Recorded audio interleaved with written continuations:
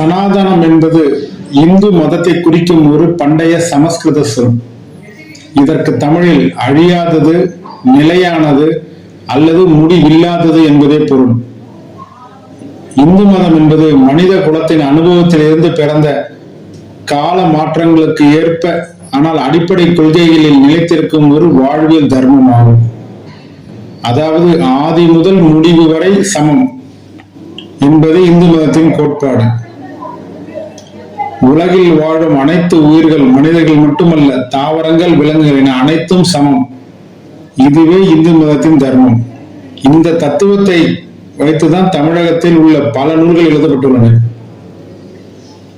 தொல்காப்பியம், திருக்குறள், பரிபாடல், சிலப்பதிகாரம், மணிமேகலை, கம்பராமாயணம், தேவாரம், திவ்ய பிரபந்தம் போன்ற பல நூல்களும் இந்த அடிப்படை தத்துவத்தை தான் எழுதப்பட்டது. சனாதனத்துக்கு இப்படி ஒரு அர்த்தம் இருக்க அதன் அர்த்தத்தை மாற்றியவர் பெரியார். ஐரோப்பாவுக்கு ஒரு சுற்றுலா சென்று விட்டு அங்க உள்ள நாத்திக முறையை தமிழ்நாட்டில் கொண்டு வர வேண்டும் என்று எண்ணிக்கொண்டு தமிழகத்தில் வந்தவுடன் சனாதனத்தை ஒழிப்பேன் என்றார். சனாதனம் என்றால் இந்து மதம் என்பது அவருக்கு நன்றாகவே தெரியும். ஆனால் சனாதனம் என்றால் இந்து மதம் என்று தமிழகத்தில் உள்ள மக்களுக்கு தெரியாது. எனவே தமிழக மக்களின் அறியாமையை பயன்படுத்தி தனது கொள்கையை திணித்தார்.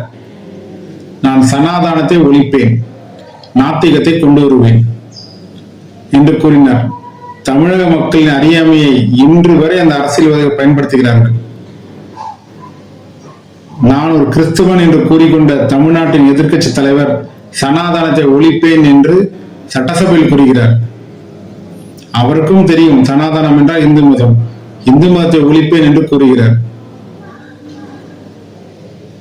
நேற்று பெய்த மழையில் இன்று முளைத்த தாவக கட்சியில் உள்ள முஸ்லிம் எம்எல்ஏவும் சனாதனத்தை ஒழிப்பேன் என்று கூறுகிறார். சுப்ரீம் கோர்ட் கண்டனமே தெரிவித்துள்ளது. சனாதனம் என்றால் இந்து மதம், பிற மதத்தை ஒழிப்பேன் என்று யாரும் கூறக்கூடாது என்று கூறியுள்ளது.